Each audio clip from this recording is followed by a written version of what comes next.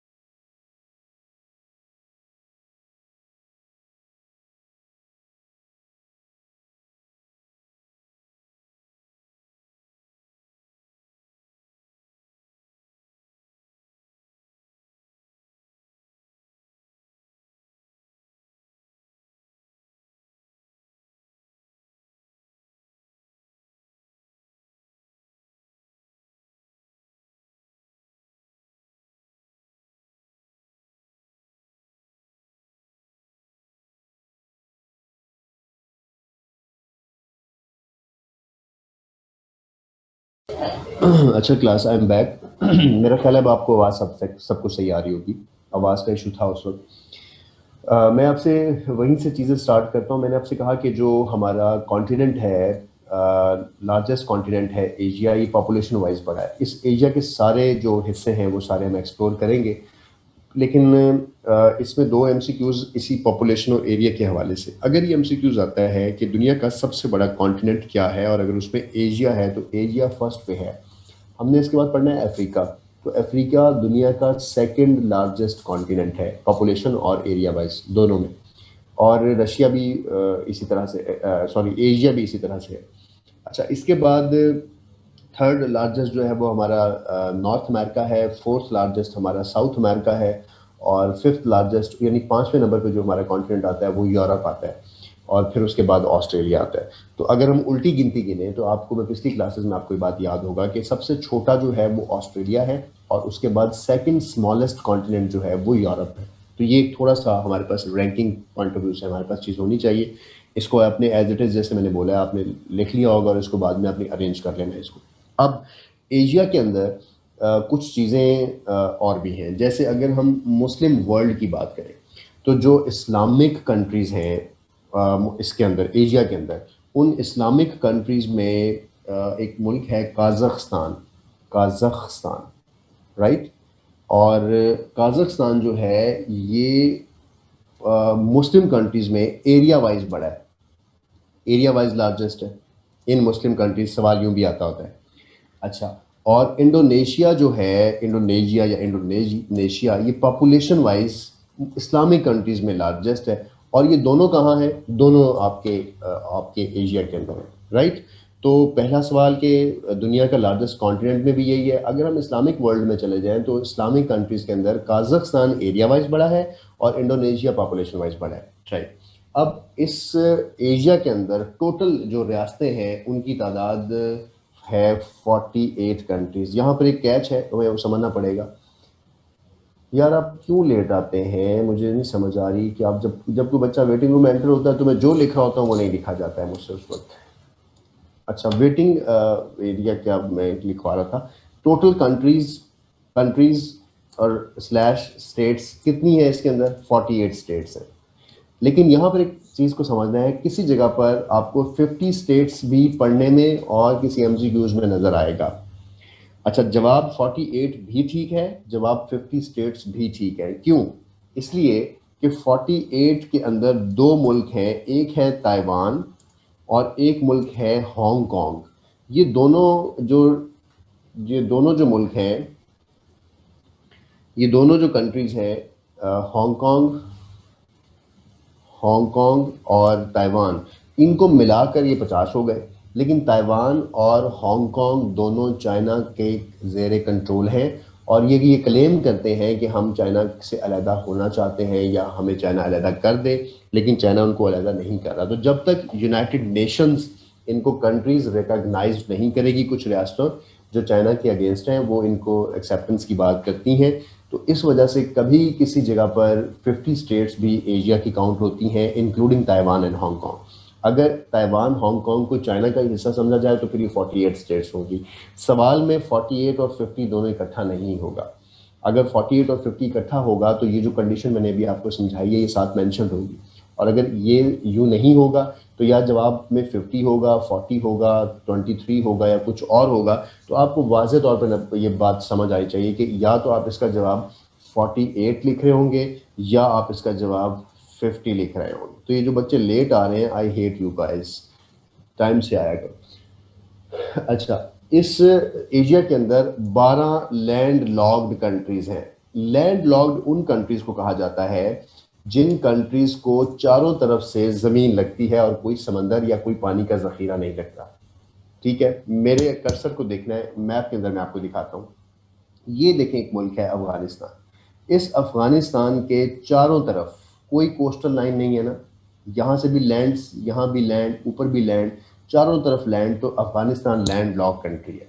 उसके अलावा एक लफ्ज़ यूज़ होता है CARS, कार्स। कार्स का मतलब होता है सेंट्रल एशियन, मैंने इस वर्ड को बहुत दफ़ा बोलना है इसलिए समझ लीजिएगा इसको, central Asian Republican states, right. Central Asian Republican states का मतलब कि वो रियासतें जो सेंटर में हैं एशिया के, वो कौन कौन सी रियासतें हैं याद रखना है, जिनके साथ तान तान तान तान की तस्वीर लगती है, यानी ताजिकिस्तान, तुर्कमानिस्तान, उज़्बेकिस्तान, काज़ाख्स्तान, राइट। इस तरह की जो रियासतें हैं, मोस्टली, सारी नहीं, सारी सेंट्रल एशियन रिपब्लिकन स्टेट्स नहीं, mostly central Asian Republican states जो है वो आपकी लैंड लॉक कंट्रीज के अंदर आती है। ठीक है, ऊपर चले जाएं तो ये देखिए मंगोलिया है, मंगोलिया भी चारों तरफ से, तो 12 लैंड लॉक कंट्रीज हैं। तो जैसे हम लैंड फॉर्म्स पढ़ के आए आप लोगों के साथ, उसी तरह ये भी लैंड फॉर्म आती है कि लैंड लॉक कंट्री कौन सा है और कौन सा नहीं है। आपको मैं एक बात बताऊं तो जो बोलिविया है साउथ अमेरिका के अंदर, पढ़ा था हमने बोलिविया साउथ अमेरिका में, यहाँ पर ये देखिए बोलिविया भी लैंड लॉक कंट्री है, चारों तरफ से लैंड लॉक है। तो इस तरह से ये एमसीक्यूज आपको देता है कि पैराग्वे भी देखें लैंड लॉक कंट्री है, उसको डायरेक्ट कोई कोस्टल लाइन नहीं लग रही। तो हर कॉन्टिनेंट के अंदर कुछ लैंड लॉक स्टेट्स अगर होती हैं तो उनके बारे में वो आपसे कह रहा होता है या पूछ रहा होता है। जैसे Niger is the land lock, ये देखिए Nigeria, Chad is the land lock, right. So ये लैंड लॉक कंट्रीज है। तो आपको इस एमसीक्यूज को समझने के लिए आपको दुनिया की जो लैंड लॉक स्टेट्स हैं उनके बारे में ओवरऑल या जनरली पता हो, क्योंकि अब हम इन तमाम एरियाज को देख के और समझ के आप ही तो गए। अच्छा, अब एशिया के अंदर कुछ चीज़ें हम और देखने जा रहे हैं। एशिया के अंदर जो हमारे पास कुछ कुछ एशिया एशिया के एजाज़ात यानी एशिया की स्पेशलिटीज़ क्या हैं। सबसे पहले mount Everest, the world largest mountain कहाँ है, एशिया में, और उसका क्या नाम आपने लिखा है, माउंट एवरेस्ट।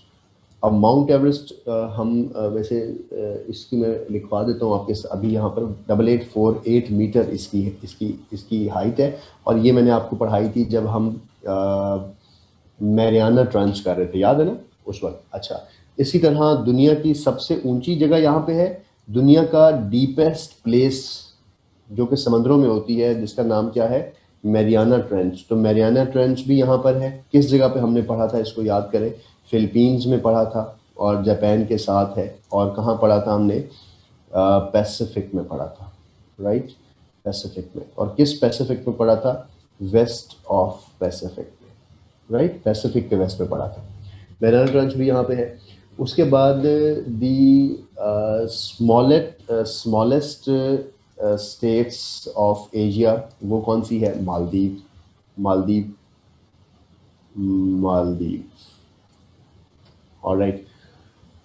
उसके बाद अब मैंने आपको स्मॉलेस्ट स्टेट याद करें, यूरोप में भी पढ़ाई थी ना, यूरोप के अंदर मोनाको बताया था और उसके साथ मैंने आपको वेटिकन सिटी बताया था, उसके रकबे भी बताए थे, राइट। तो मालदीव इस एशिया की स्मॉलेस्ट स्टेट है और इसका जो टोटल रकबा है दैट इज 116 स्क्वायर माइल्स, किसका, मालदीव का। अच्छा, अब इसमें एक टॉलेस्ट बिल्डिंग है, टॉलेस्ट बिल्डिंग। अब टॉलेस्ट बिल्डिंग का क्वेश्चन समझेंगे ज़रा हम।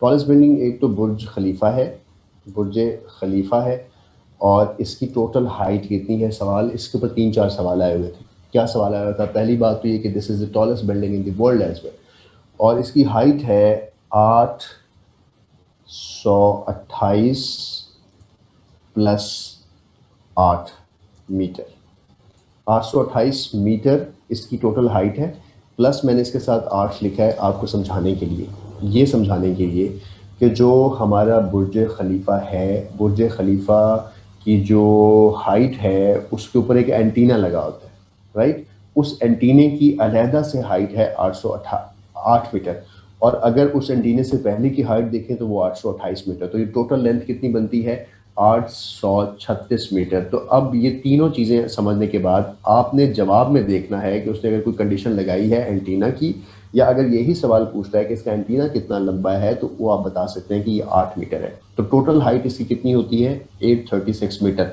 लेकिन सवाल इसका ये भी आया हुआ था कि इसको बनाया किसने है। तो आप लोगों के पास सैमसंग के मोबाइल्स हैं ना, तो बेसिकली सैमसंग कंपनी की, सैमसंग C&T नामी एक कंपनी थी जिसने इसको डिज़ाइन किया।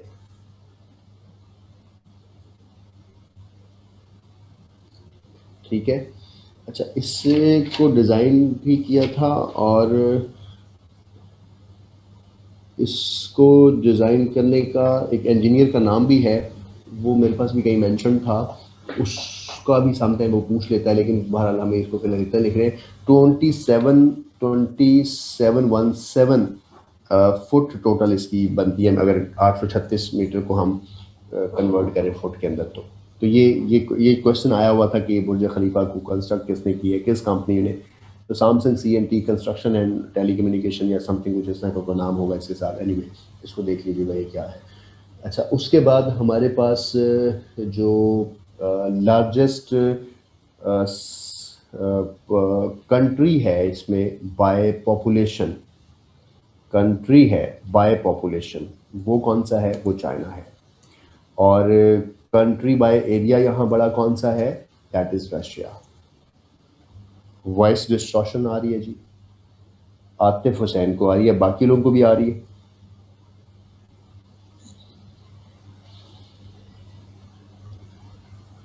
नहीं, बाकियों का कोई इशू नहीं है जी।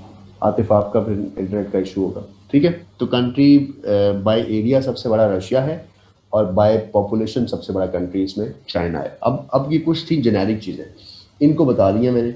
अब इन जेनेरिक चीज़ों को समझने के बाद अब हम इसमें दाखिल होते हैं और इसकी अब वन बाय वन चीज़ें देखते हैं कि इसमें और क्या क्या चीज़ें हैं। सबसे पहली चीज़ कि हम इसके लिए एक वर्ड लिखेंगे माउंटेन्स। Mountains, mountains. एक सवाल था जब मैं आपको कॉन्टिनेंट्स पढ़ा रहा था, तो मैंने आपको एक सवाल बताया था कि कॉन्टिनेंट की डेफिनेशन ये है कि एक लार्जेस्ट लैंड का एरिया है, और वो लार्जेस्ट लैंड का जो एरिया है वो जब तक कॉन्टिनेंट कंसीडर होगा जब तक उस लैंड के एरिया के साथ कोई पानी की जगह नहीं आ जाती। राइट? यानी ये डेफिनेशन हमने पढ़ी थी ना कि इस्थमस का पानी जब गुजर जाता है दो कॉन्टिनेंट्स के दरमियान में से, तो एक दो हिस्सों में डिवाइड कर देता है लैंड के खित्ते। अब अगर मैं आपको यहाँ पे दिखाऊं, एक ये पूरे का पूरा रशिया है, मेरा कर्सर देखिएगा और इस कॉन्सेप्ट को समझिएगा। ये पूरे का पूरा रशिया है। मैं आपको यहाँ से विजुलाइज करवाता हूँ इसको। ओके,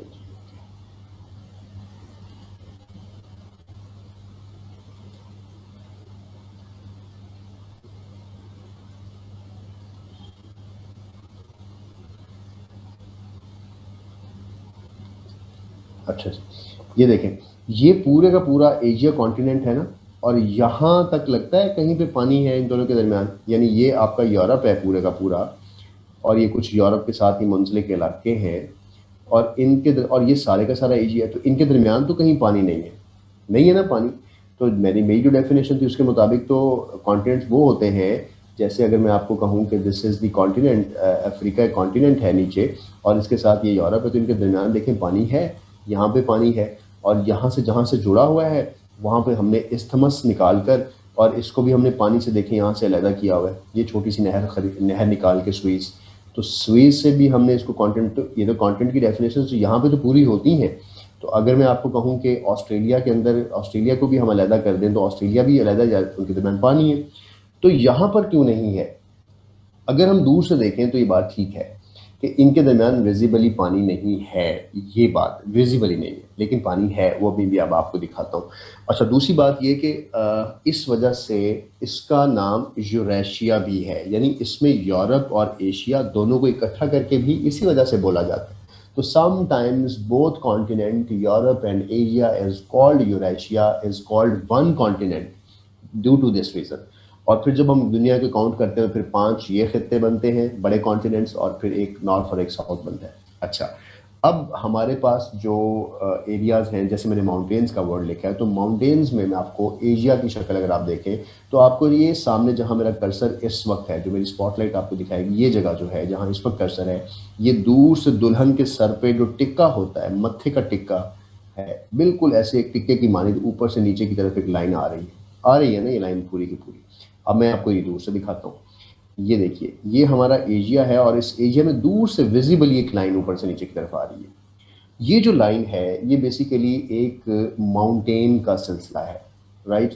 और इस माउंटेन के सिलसिले को अगर हम थोड़ा नज़दीक करके दिखाऊं, तो ये माउंटेन, ये सिलसिला साथ साथ चलता हुआ नीचे की तरफ आ रहा है, और नीचे की तरफ आते आते ये यहाँ तक आता है, यहाँ तक, और इस जो पानी का सिलसिला है कैस्पियन, ये यहाँ तक अपने आप को लेके आता है। ये जो मत्थे का टिक्का ऊपर से चलता हुआ है, इसका मतलब है कि अगर मैं आपको ये बात यूं या यूं बताऊं कि ये बेसिकली आपका ये जो माउंटेनियस सिलसिला है वो यहाँ तक एशिया को तोड़ता है, अलहदा करता है इससे, यूरोप से, और उसके बाद यहाँ कुछ पहाड़ी सिलसिले हैं, ये यहाँ से अलहदा करते हैं, दो पहाड़ी सिलसिले, और तुर्की और यूरोप के दरमियान मैं अभी आपको जब करवाऊंगा ना स्ट्रेट्स, तो स्ट्रेट्स में ही नज़र आएगा तुर्की भी यहाँ से पानी से अलहदा हुआ है। तो यूं ये पूरे का पूरा, और यहाँ से ये अफ्रीका से अलहदा हुआ है, तो यूं ये पूरे का पूरा खिता किन जगहों से, इस जगह से, इस जगह से, इस जगह से और इस जगह से अलहदा हुआ है विद यूरोप, और जो इसके इस साइड पे इलाका उसको हम यूरोप कहते हैं, इसको हम एशिया कहते हैं। अब अगर मैं इनको, अब मैं आपको शक्लों से दिखाता हूँ और इनको प्रॉपर नाम देता हूँ। अच्छा देखो, अब हम इसको नाम देते हैं। तो मैं दो माउंटेनियस के बड़े सिलसिले लिखवा रहा हूँ पहले आपको। एक का नाम है उड़ल माउंटेन्स और दूसरे का नाम है कॉकेसस। उस दिन आप लोग ये सवाल कर रहे थे ना, तो मैंने कहा था परेशान हो, हम जब यहाँ पे जाएंगे तो आपको मैं ये विजुअलाइज करवाऊंगा। तो कॉकेसस माउंटेन्स का सिलसिला यहाँ पर हमारे पास, ठीक है। अब ये जो ऊपर से टिक्के की मानिद नीचे ये वाला जो सिलसिला आ रहा है ना, this is called Caucasus, this is called उड़ल माउंटेन्स। तो सबसे पहले मैं आपको उड़ल माउंटेन्स के मुतालिक कुछ इन्फॉर्मेशन लिखवाता हूँ। उड़ल माउंटेन्स से मुतालिक क्या एमसीक्यूज आते हैं, किस तरह से आपने उनको याद करना है, उस पर बात करता हूँ। उड़ल माउंटेन्स को ज़रा मैं क्लोज जाके मैं आप लोग को दिखाता हूँ। ये उड़ल माउंटेन्स बेसिकली ऊपर से आती हैं। वो वादे भी याद करो जो मैंने तुम्हें दिए थे कि जब पानी का कोई ज़ख़ीरा होता है, ग्लेशियर होता है, वो पिघलता है, पिघलने के बाद वो लेक्स में जाता है, लेक्स के बाद वो फिर आगे रिवर्स में, रिवर्स के बाद वो आगे सी में, फिर डेल्टा में, और देन वो ओशन में जाता है ना। ये बात सारी आप लोग को पता है। अब अगर आपको ये बात पता है तो फिर इसका मतलब है जहाँ पहाड़ होंगे उनके ऊपर बर्फ होगी, राइट। या जब इस रीजन के अंदर बारिश होगी तो इन पहाड़ों पर से जो पानी पिघलेगा वो कहाँ जाएगा, वो नदी नालों में जाएगा ना। तो ये देखें, इस पहाड़ से पानी निकला और यहाँ आ गया। अब ये पूरे का पूरा एक नदी, एक नाला बन गया। तो अगर मैं करीब जाके देखा तो मुझे पता चला कि हाँ, इस कॉन्टिनेंट्स के दरमियान तो पानी की प्रेजेंस, छोटी छोटी लेक्स, छोटे छोटे पहाड़ी सिलसिले, छोटे छोटे पानियों के सिलसिले इसको काटते काटते नीचे की तरफ आ रहे हैं, नीचे की तरफ जा रहे हैं, और नीचे की तरफ जाते जाते कहाँ पे अपने आप को एंड कर रहे होंगे, नीचे जाके इस कैस्पियन सी के अंदर एंड कर रहे होंगे। तो ये तो वाजे तौर पे फिर काट रहा है। इसलिए मैंने वर्ड बोला था कि this there is no visible difference जो हमें सामने से नजर आता है, लेकिन जब हम एशिया में जाते हैं तो फिर हमें उड़ल माउंटेन्स का पता चलता है। अब जब हमें ये बात समझ आ गई, अब मैं आपको उड़ल माउंटेन्स की कुछ इन्फॉर्मेशन लिखवाता हूँ। उड़ल माउंटेन्स जो है इसके साथ कुछ वर्ड्स यूज किए जाते हैं। उड़ल माउंटेन्स बेसिकली कन्वेंशनल बाउंड्री के तौर पे इस्तेमाल होता है। कन्वेंशनल बाउंड्री किसके दरमियान, आई हेट, मैं लिख रहा था कहीं और, कन्वेंशनल बाउंड्री है किसके दरमियान, right, between Europe and Asia. तो अगर ये पूछा जाए आपसे कि एशिया और यूरोप के दरमियान जो पहाड़ी सिलसिला दो बाउंड्रीज बनाता है, यानी दो साइड पे डिवाइड करता है बड़े उसको कन्वेंशनल तौर पे, तो वो कौन सी पहाड़ी, यानी इस पहाड़ी को आप क्रॉस कर लें तो आप या एशिया में चले जाएंगे या आप यूरोप में चले जाएंगे। तो उड़ल माउंटेन से मुतालिक पहली बात तो ये। दूसरी बात, उड़ल माउंटेन, और ये एमसीक्यूज में आई हुई बात है कि एशिया और यूरोप के दरमियान कन्वेंशनल बाउंड्री कौन सी है। नीचे लिखा होगा उड़ल, कॉकेसस या वट एवर, 5-6 नाम और पहाड़ी सिलसिलों के होंगे, या कोई और लाइन का वर्ड होगा, तो उड़ल माउंटेन इसका जवाब होता है। अच्छा, उड़ल माउंटेन मैंने आपको दिखा भी दी, जो टिक्का है हमारे एशिया का। अब उड़ल माउंटेन्स जो है, इसके एक साइड पर ये रशिया के वेस्ट में है और यूरोप के ईस्ट में है। जो बातें मैंने आपको बताई हैं, क्या इसमें कोई रॉकेट साइंस तो नहीं है ना। यूरोप के ईस्ट में और रशिया के वेस्ट में, यानी ये चीज़ें तो आपको इस तरह से पता चल गई कि आप लोगों को मैप पता है, आप लोगों को लोकेशंस पता है। तो ये बात याद रखने वाली तो नहीं। अगर याद रखने वाली नहीं तो ये मुफ्त के नंबर नहीं थे जो उन्होंने एमसीक्यूज के तौर पे पूछे हुए थे। बिल्कुल मुख्य नंबर पे। तो कोकेसस उड़ल माउंटेन्स जिनका जिक्र अभी हम यहाँ कर रहे हैं, ये माउंटेन्स अगर यहाँ से यहाँ तक आ रही हैं तो इन माउंटेन्स में इस साइड पर ईस्टर्न साइड ये रशिया का वेस्ट बनता है और ये यूरोप का उत्तर ईस्ट बनता है। यहाँ तक की बात क्लियर हुई। अब एक वर्ड है वो समझाता हूँ, नाजी पॉलिसीज, राइट, या नाजी रूट्स। ये लफ्ज़ भी हमारा इस्तेमाल होता है किसके साथ, ये वर्ड हमारा इस्तेमाल होता है उड़ल माउंटेन्स के साथ।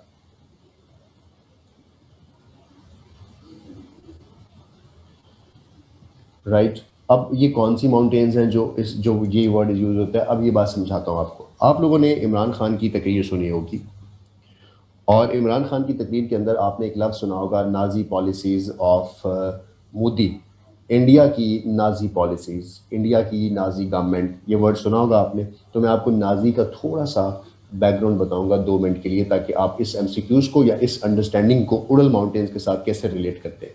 देखो, जब वर्ल्ड वॉर 2 हुई ना, तो वर्ल्ड वॉर 1 जो हुई थी वो आप लोग को पता है कि 1914 से लेकर 1919 तक हुई। उसके बाद वर्ल्ड वॉर, और ये कहाँ हुई थी, यहाँ पे ये यूरोप का हिस्सा था, यूके था, फ्रांस था और जर्मनी था। ये 3 बड़ी पावर्स थी। इन्हीं पावर्स की जहाँ जहाँ कॉलोनीज थी पूरी दुनिया में, ये सारी की सारी कॉलोनीज लड़ पड़ी थी और इसको हम वर्ल्ड वॉर 1 कहते हैं। जब वर्ल्ड वॉर 1 ख़त्म हुई तो जो बेसिकली जर्मनी था, उस जर्मनी को सज़ा दी गई और जर्मनी के कुछ हिस्से काट के जर्मनी को अलहदा किया गया और जर्मनी पे पाबंदियाँ लगाई गई। जब जर्मनी पे पाबंदी लगी तो जर्मनी के जो लोग थे वो खिलाफ हो गए यूरोप के बाकी लोगों पे कि उन्होंने उनको सज़ा दी है, वर्ल्ड वॉर 1 में नुकसान भी उनका किया और बाद में उनके खिलाफ दुश्मनी भी हो गई। अब जब ये बात हुई तो 1930 के अंदर हिटलर ने अपनी एक फ़ोर्स बनाई, हिटलर फ़ोर्स बनाई, और हिटलर की फ़ोर्स को नाज़ी फ़ोर्स का नाम दिया गया। तो जब भी वर्ड आप नाज़ी पढ़ें, बेसिकली ये हिटलर की फ़ोर्स है, राइट। और हिटलर की पॉलिसी को नाज़ीज़म भी कहते हैं। अब हिटलर ने क्या किया था, हिटलर ने एक पूरी कौम को, मैं इन बच्चों का क्या करूं जो लेट आ रहे हैं, हिटलर ने एक पूरी कौम को जो पॉलिसीज़ बनाई उसको नाज़ीज़म कहते हैं। अब जो नाज़ीज़म है, अब नाज़ीज़म का टर्म उस बंदे के लिए इस्तेमाल होती है जो हिटलर की मेंटालिटी रखता है कि जो कौम या जो रेस या यहूदी या कोई भी ख़ास तबका जो आपके मुल्क के अगेंस्ट है या आपके ख़िलाफ़ उन्होंने कोई बगावत की है या आपको वो नापसंद है, तो आप सबको मार दें और अपने नेशनल इंटरेस्ट को देखें। सेम पाकिस्तान ने इंडिया के बारे में ये बात कही कि इंडिया भी वही वाली पॉलिसीज़ को इम्प्लीमेंट कर रहा है, वहाँ के मुसलमानों को बाबरी मस्जिद के हवाले से तंग करके और पाकिस्तान में कश्मीर के ऊपर जुल्म ढाकर। ठीक है, अब इसीलिए इमरान खान बार बार कहते हैं कि इंडिया जो है वो नाजी पॉलिसीज़ पे है। इंडिया मुस्लिम, यानी वो जर्मनी यहूदियों के ख़िलाफ़ था और ये इंडिया जो है वो मुसलमानों के ख़िलाफ़ है, तो वो इस चीज़ को रिलेट करते हैं। अब ये तो मैंने कॉन्सेप्ट आपको मौजूदा के तौर पर समझा दिया, लेकिन ये जो नाजी फोर्सेस ने जब वर्ल्ड वॉर 2 में यूरोप से एशिया के ऊपर आके हमले करने की कोशिश की और एशिया की तरफ निकले, तो इन्होंने जो रूट अपनाया था वो उड़ल माउंटेन से निकले। तो जो नाजी पॉलिसीज़ हैं या नाजी फोर्सेस का जो वर्ल्ड वॉर 2 का रूट था वो एशिया में दाखिल होने का, वो ये रूट था।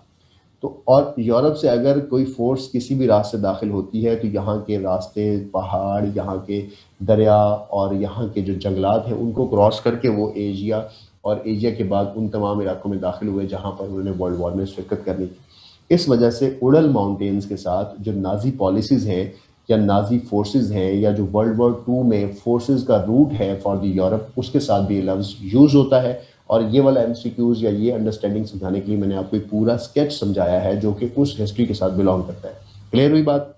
किसी को कोई इशू यहाँ पर, कोई यहाँ पे है भी सही कोई या नहीं है?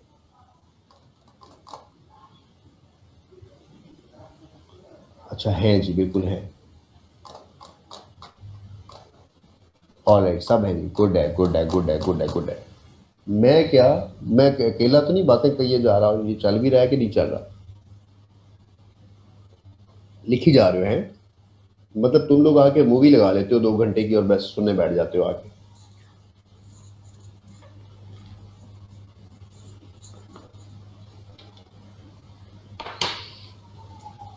ठीक है जी, ऑलराइट, ठीक है, आपके मैसेजेस मुझे मिल रहे हैं, बाकी नहीं मिल रहे।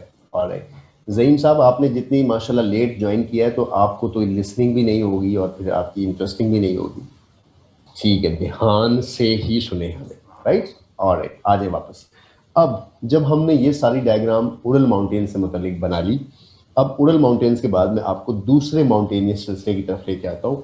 लेकिन उड़ल माउंटेन्स के मुतालिक 3-4 चीज़ें और बताना चाहता हूँ। वो ये बताना चाहता हूँ कि जो उड़ल माउंटेन्स हैं ये एनरिच्ड हैं, यानी ये बहुत ज़्यादा इसमें ज़ख़ीरा है किसका, मिनरल्स का। यहाँ मिनरल्स बहुत सारे, राइट। और जो रशिया की मिनरल इंडस्ट्री है वो इस पर बहुत डिपेंड करती है। मिनरल्स क्या होते हैं, धातें होती हैं, केमिकल्स होते हैं जो ज़मीन से निकलते हैं, वो इनके पहाड़ी सिलसिलों में बहुत ज़्यादा है। और रशिया यहाँ से बहुत सी चीज़ों को लेकर अपनी जो इंडस्ट्री है उसको जाके उसको फ्लरिश करता है और वहाँ पे चीज़ें डिवाइस करता है।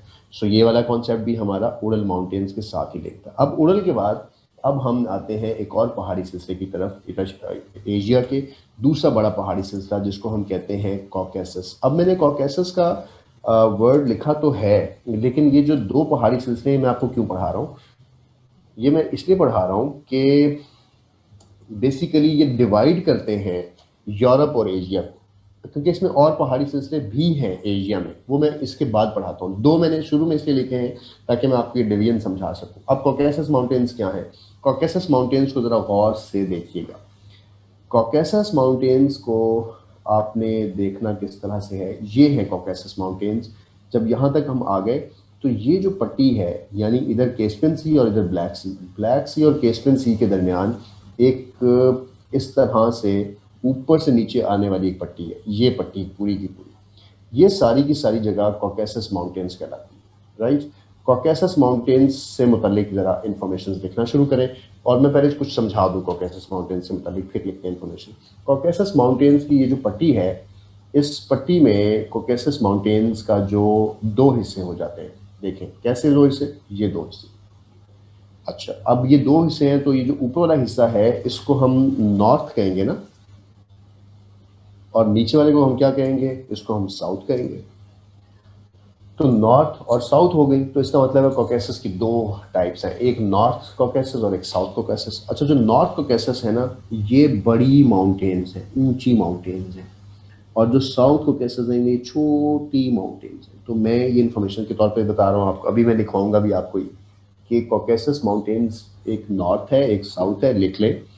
नॉर्थ जो है वो हायर माउंटेन्स हैं, साउथ जो है वो लेसर माउंटेन्स है। हर चीज़ मैं नहीं टाइप करूंगा, कुछ खुद भी लिख लो ताकि थोड़ा टाइम बचाएं, राइट। तो नॉर्थ कॉकेसस जो है वो यूरोप के अंदर मोस्टली फॉल करती है, और साउथ कॉकेसस जो है वो मोस्टली एशिया के रीजन में फॉल करती है।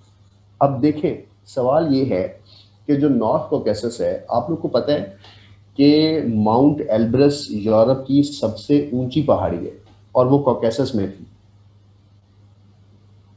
याद है ना, मैंने आपसे कहा था कि ये माउंटेनियस सिलसिला है यूरोप का, और माउंट एल्ब्रस जो है is the highest peak in North Caucasus या इन कॉकेसस।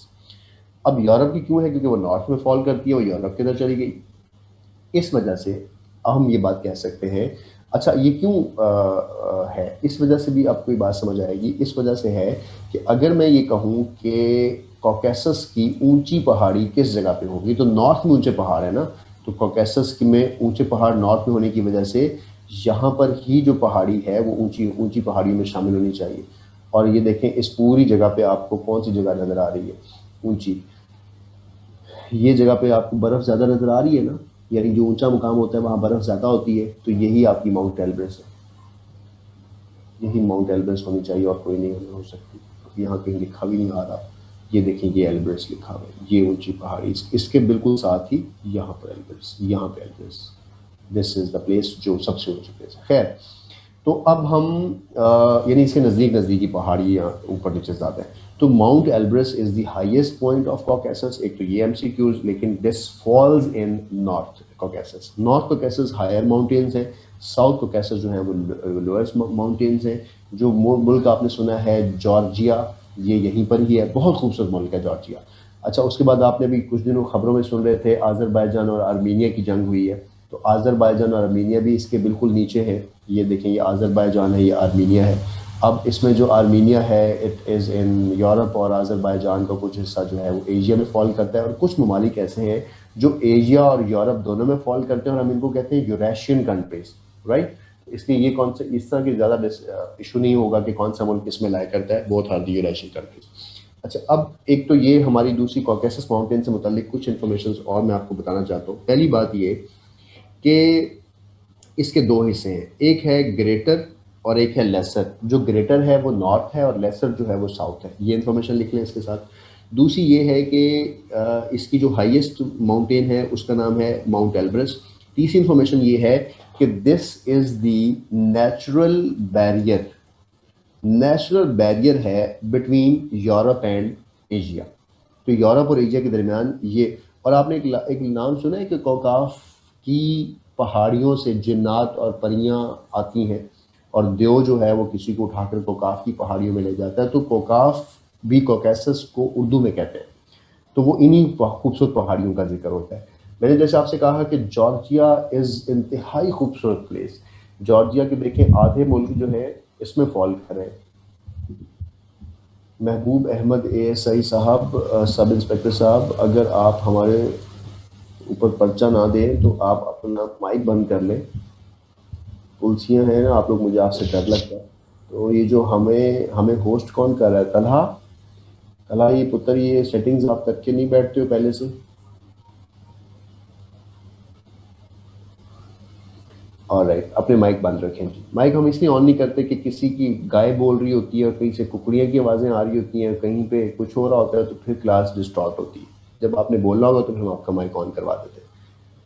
तो अब आ जाते हैं वापस। तो ये जॉर्जिया के बारे में बताया था कि this is very beautiful place, तो you should visit it on at least website, या इसको जाकर गूगल कीजिएगा, इसके बारे में पढ़िएगा।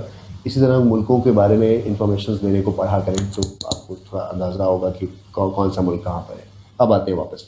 तो कॉकेसस के मुतालिक जो इन्फॉर्मेशन लिखवा दी आप लोगों ने लिख ली। अब हम लिख रहे हैं थर्ड माउंटेन में सिलसिला, और माउंटेन में सिलसिले इसमें ऐड करते हैं। हमारे पास एक और माउंटेन का सिलसिला है यूरोप के अंदर, उसको हम कहते हैं, यूरोप नहीं, एशिया के अंदर। मजीद सिलसिलों के नाम लिख रहा हूँ, बताता जाता हूँ, लिखते जाएं।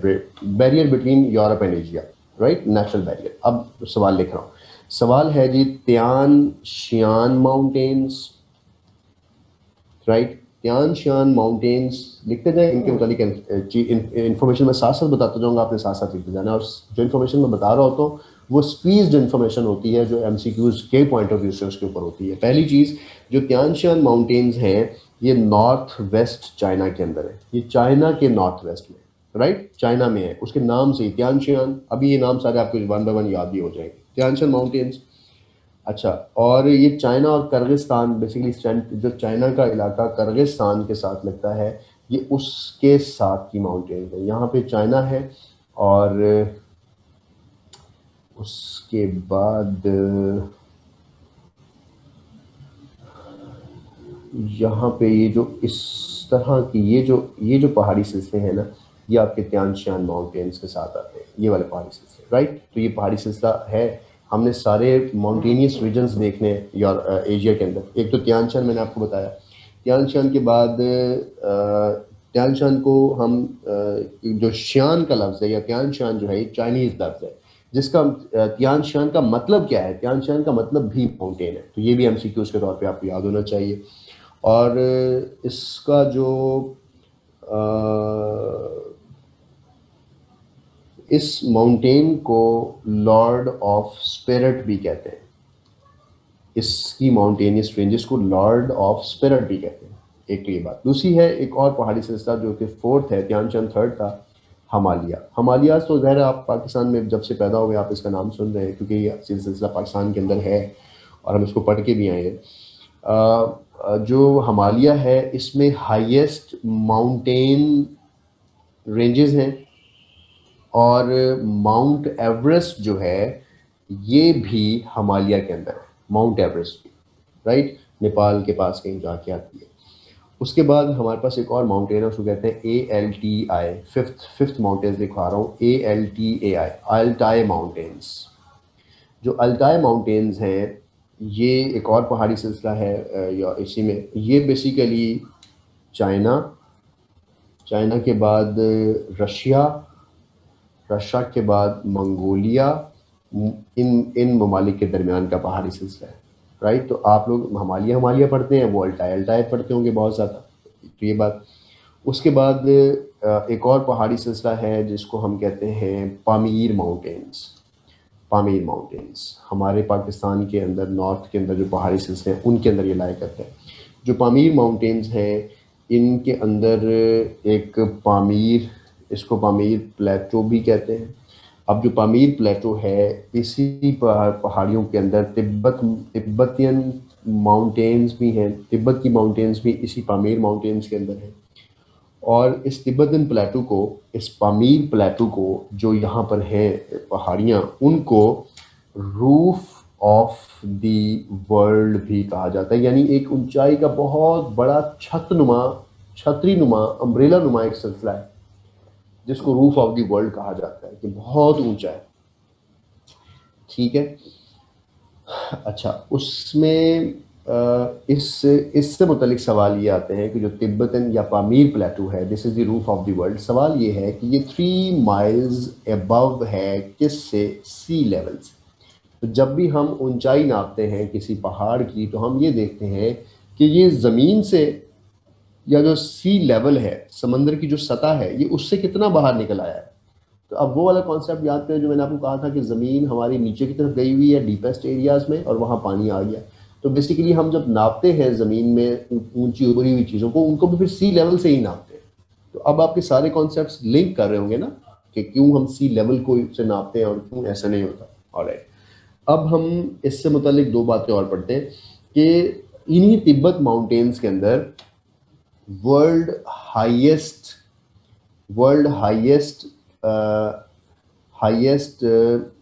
एयरपोर्ट्स हैं जहाँ पर जहाज़ लैंड करते हैं।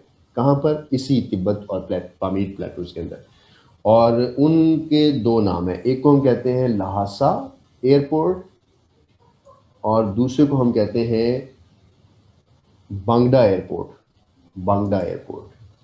अब जो ल्हासा एयरपोर्ट है इसकी जो टोटल हाइट है वो है 4363 मीटर। दुनिया का हाईएस्ट ये एयरपोर्ट है जहाँ जहाज़ लैंड करते हैं, और उसका है 4334। ये मैंने साथ लिख भी दिया है ताकि आप लोगों को मसला ना हो, तो मैं MCQs के तौर पे इसको भी साथ मेंशन करूँगा। ठीक हुआ? अच्छा जी, तो ये कुछ माउंटेनियस रेंजेस हैं जो हमारे पास हैं, और 6 मैंने लिखवाई हैं। इसके अलावा छोटी मोटी मज़ीद जो और भी आए तो वो आप लोगों ने खुद ही सॉल्व कर लेनी है। एक लफ्ज़ है गोलान हाइट्स।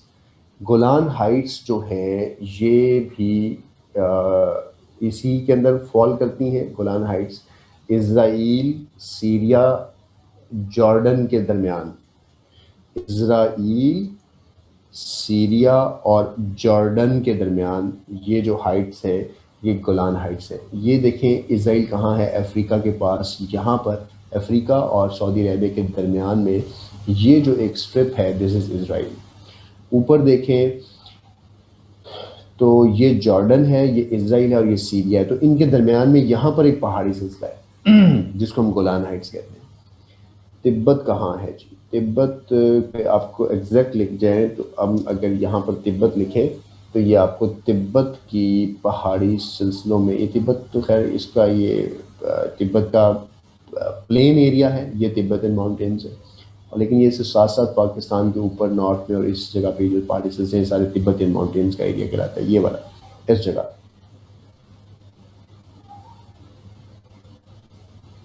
मैं गलती से मार्क कर दिया, माफ़ी चाहता हूँ। 7 तो मैंने करवाई है आपको, आप लोगों ने 7 नहीं, आप लोगों ने मज़ीद जो और मिलेंगी वो भी ऐड करनी है, लेकिन ये मोस्टली यहीं पे आपके MCQs ख़त्म हो जाते हैं जब वो आपको माउंटेन से मुतालिक MCQs करता है। लेकिन वो कुछ भी पूछ सकता है, इसलिए जहाँ पे कोई ऐसा ऑड MCQs भी आप माउंटेन से मुतालिक और देखें तो उसको आपने मज़ीद ऐड कर लेना है। हो सकता है आपके पास 8वां आ जाए। हाँ, ये 7वीं है, ठीक है। अच्छा, अब हमने माउंटेन्स तो ख़त्म कर ली। माउंटेन्स के बाद हम फौरी तौर पे स्विच करेंगे और हम जाएंगे माउंटेन्स के बाद एक चीज़ को पढ़ने, और फिर मैं पढ़ाऊँगा रिवर्स। पहले रिवर्स पढ़ा देता हूँ, फिर आपको एशिया के टुकड़े टुकड़े देता हूँ। नहीं जी, हम एशिया के टुकड़े टुकड़े करते हैं। हम वो कसाई बनने लगे हैं जो कसाई आपको कलेजियाँ अलहदा बेचता है, खाल अलहदा बेचता है, गोश्त अलहदा बेचता है और हर चीज़ अलग। इसी तरह हम पूरे एशिया के कुछ हिस्से करने लगे। तो आप हेडिंग दे रहे हैं पार्ट्स ऑफ एशिया के नाम से। इसके बाद आपको एशिया के सारे इलाके बेहतर तरीके से याद हो जाएंगे इस एक्सरसाइज के बाद जो अब हम कर रहे हैं। और आपके कुछ ऐसे क्वेश्चंस होंगे जो आपके ख्वाबों में आपको तंग करते हैं, वो आपको तंग नहीं करेंगे। पहला सवाल, अगर वो नोट्स जो मेरे नोट्स मैंने कंपोज किए हुए हैं वो आप लोगों में से किसी ने मंगवाए हैं, उन नोट्स के अंदर जो एशिया वाला पोर्शन है उस एशिया वाले पोर्शन में मैप है और एशिया से मुतालिक कुछ जनरल इन्फॉर्मेशन हैं, फिर एशिया के कुछ पार्ट्स लिखे हुए हैं उसमें मैंने, और उसके बाद मैंने आपको उसमें एशिया का मैप दिया हुआ है। और उसी नोट्स के अंदर ही फिर ये जो एमसीक्यूज मैं आपको मजीद करवाता हूँ ये उसी में करवाता हूँ। किसी के पास है वो? क्यों नहीं अभी तक पहुँचे? कहाँ से मंगवाया आप लोगों ने? माशाल्लाह, इस नंबर पे कांटेक्ट करें। आपके पास ये नंबर पता नहीं है एडमिनिस्ट्रेशन का, नहीं, ये लाहौर ऑफिस के एडमिन का नंबर दे रहा हूँ, इनसे कांटेक्ट कर लें, ये आपको भेज देंगे अगर आपको चाहिए। लाहौर से पिंडी, लाहौर से अच्छा लाहौर से मंगवाए थे। अगर ये नंबर इसी नंबर पर मंगवाए थे तो इनसे पूछें क्यों नहीं पहुंचे, ये आपको ट्रैकिंग नंबर देते होते हैं कि किस नंबर पे आपका आ रहा है। एनीवे, बताना ये चाह रहा हूँ कि उन नोट्स में भी ये एरियाज लिखे हुए, मैं वो एरियाज आपको यहाँ बता रहा हूँ कौन कौन से एरियाज। सबसे पहले तो हम एरियाज फाइंड करते हैं और इन तमाम एरियाज को मैं एक्सप्लेन करता हूँ कहाँ कहाँ क्या है। सबसे पहले एक इलाका है उसको हम कहते हैं ईस्टर्न एशिया, राइट। अब यहाँ से हम एशिया को समझते हैं। एशिया का जो पूरा ईस्ट है इसको हम ईस्टर्न एशिया कहते हैं। ये वाला दिस पार्ट, ये सारे का सारा ईस्टर्न एशिया। तो ईस्टर्न एशिया के अंदर कौन कौन से मुल्क आते हैं देखें, जापान है, साउथ कोरिया है, ऊपर कोरिया है, राइट, और उसके बाद हांगकांग है, ताइवान है, फिलीपींस है। तो ये सारे इलाके ईस्ट एशिया में आते हैं। तो ईस्ट एशिया के अंदर इवन चाइना भी ईस्टर्न एशिया के अंदर आता है, राइट। फरहान दोनों में है लेकिन एशिया के अंदर है। जो कॉकेसस है उसका नॉर्थ यूरोप में है। उड़ल और कॉकेसस जो हैं ये पहाड़ी सिलसिले, हम एशिया के पहाड़ी सिलसिले इनको मेजरली कहते हैं, लेकिन जाहिर है बाउंड्री है दोनों कॉन्टिनेंट्स के दरमियान, तो ये यूरेशियन पहाड़ी सिलसिले हैं दोनों के मिलाकर, और मोस्टली फॉल्स इन एशिया। अब ईस्टर्न एशिया के अंदर कौन कौन सी कंट्रीज आए, जैसे मैं लिखा चाइना है, ये सारे। उसके बाद दूसरे नंबर पे हमारे पास एक और कंट्री है, एक और एरिया है नॉर्थ एशिया। नॉर्थ एशिया के अंदर एक ही मुल्क है जो कि रशिया है। ईस्ट एशिया के अंदर मैंने काफ़ी सारे मुल्क लिखे, नॉर्थ एशिया के अंदर ये पूरा नॉर्थ है आपका। नॉर्थ एशिया के अंदर एक ही रशिया फॉल कर गया। अब नॉर्थ के बाद यहाँ से इंटरेस्टिंग एरिया शुरू होगा। पहला जो एरिया है उसको हम कहते हैं सेंट्रल एरिया, यानी ये एरिया यहाँ से लेके यहाँ तक इसका सेंट्रल एरिया ये वाला इलाका बनता है, ये सेंट्रल एरिया बनता है। अब इस सेंट्रल एरिया के अंदर किस तरह के ममालिक शामिल होते हैं जिसको हमने सेंट्रल एशिया बोला है, राइट। अब सेंट्रल एशिया के अंदर किस तरह के हैं, सेंट्रल एशिया के अंदर आपके ये किर्गिस्तान, ताजिकिस्तान, तुर्कमानिस्तान, जिनको हमने कार्स बोला था थोड़ी देर पहले भी, ये तमाम इलाके फॉल करते हैं। मुझे ये बताएं कि साउथ के अंदर ये इलाका नहीं आता सारा, तो साउथ के अंदर फिर पाकिस्तान के वो इलाके जो साउथ ईस्ट जो सार्क में आते हैं, राइट। ईस्ट एशिया के अंदर कौन से मुल्क आते हैं, जो आसियान में आते हैं। यानी आसियान एक ऑर्गेनाइजेशन है जो उस रीजन के लोगों की है जो सिर्फ एशिया के अंदर फॉल करते हैं, साउथ ईस्ट एशिया में फॉल करते हैं। अब जो सार्क है, यानी चौथा इलाका मैं लिख रहा हूँ आपको, साउथ एशिया। साउथ एशिया के अंदर वो ममालिक आते हैं जो सार्क के अंदर आते हैं। सार्क किसको कहते हैं, साउथ एशिया के एसोसिएशन ऑफ रीजनल कॉर्पोरेशन, एक ऑर्गेनाइजेशन है। कौन से मुल्क हैं इसके अंदर, इंडिया है, इसके अंदर पाकिस्तान है, इसके अंदर हम साउथ एशिया में ना। अच्छा, अब ये बातें तो हमें मोटी मोटी पता थी, अब हमें थोड़ा सा टेक्निकल एरिया की तरफ जा रहे हैं जिसको हम कहते हैं साउथ ईस्ट एशिया। यानी ये जो साउथ ईस्ट एशिया का एक मुल्क है ये वो इलाके हैं जो मैं अब आपको थोड़ा सा ऊपर करके शो करता हूँ। ये देखें, इसको मुझे ज़रा मिटाने दें ताकि ये हमें डिस्टर्ब ना करे। ये जो साउथ यानी इन साउथ, एक तो साउथ पार्ट के हैं और दूसरे साउथ में भी ईस्टर्न पार्ट के, ये जो पूरी बेल्ट है यहाँ से, तो टोक्यो शोक्यो निकाल के ये मैंने गलत बना दिया, टोक्यो इसमें नहीं शामिल होता। ये वाले जो मुल्क हैं, हांगकांग है, बैंकॉक है, मलेशिया है, सिंगापुर है, ये जो सारे कंट्रीज़ हैं इस तरह के छोटे छोटे मेनलैंड्स हैं, ये सारे के सारे साउथ ईस्ट एशिया में फॉल करते हैं। और साउथ ईस्ट एशिया के लिए एक वर्ड यूज़ होता है मेन लैंड। तो जब भी दुनिया में वर्ड मेन लैंड इस्तेमाल होना, आपका दिमाग फौरी तौर पर किन ममालिक की तरफ आना चाहिए? Cambodia, Laos, Bangkok, Myanmar, Burma, Hong Kong, ये सारे मलेशिया के इलाकों को मेन लैंड कहते हैं। और मैं आपको एक बड़ी इंटरेस्टिंग बात बताऊं कि दुनिया में एशिया बेसिकली कहा भी इसी खत्ते को जाता है। आपको तो वो इंडियंस कहती है दुनिया सारी, आपको एशियंस तो नहीं कहती। एशियन वो इनको भी नहीं कहते। एशियन वो मोस्टली अगर कहते हैं तो सिर्फ इस कौम को कहते हैं, ये जो कौम मैंने यहाँ बनाई है। कौन से? ये लोग जिनको मैंने मेन लैंड कहा। तो मेन लैंड के लोग ही एशियन लोग फॉल करते हैं। वो फीने से नक वाले, वो छोटे से और वो जो हल्के से गंदमी कलर वाले, राइट, मलेशिया के लोग, फिलीपींस के लोग, एक शक्लों वाले हैं ना सारे। सो इन लोगों को मेन लैंड कंट्रीज के लोग कहा जाता है। तो जब भी ये लफ्ज यूज हो मेन लैंड, तो आपका दिमाग फौरन कहाँ पे आना चाहिए? इस जगह पे। दुनिया में मेन लैंड और किसी जगह को नहीं कहा जाता। दूसरी बात, आप लोगों ने पढ़ा था यूरोप के अंदर लो कंट्रीज, हाँ, माले लैंग्वेज भी मोस्टली इन खित्तों में समझी जाती है, मलेशियन लैंग्वेज। अच्छा, आपने नाम पढ़ा था लो कंट्रीज यूरोप के अंदर? स्कैंडिनेवियंस पढ़ा था आपने एक वर्ड, आपने बाल्कन स्टेट पढ़ा था, आपने बाल्टिक स्टेट्स पढ़ा था। तो जब भी ये चार लफ्ज इस्तेमाल होंगे तो आपका दिमाग यूरोप में जाएगा ना। लेकिन जब आपका वर्ड यूज होगा मेनलैंड, तो आपका दिमाग कहाँ जाना चाहिए? फौरी तौर पर एशिया के साउथ ईस्ट एशियन कंट्रीज की तरफ। अच्छा, अभी तक हमने 5 लाइन्स पढ़ी है। 5 लाइन्स के बाद हम आगे चलते हैं और कुछ और देखते हैं। छठी जो एरिया है उसके लिए एक वर्ड यूज होता है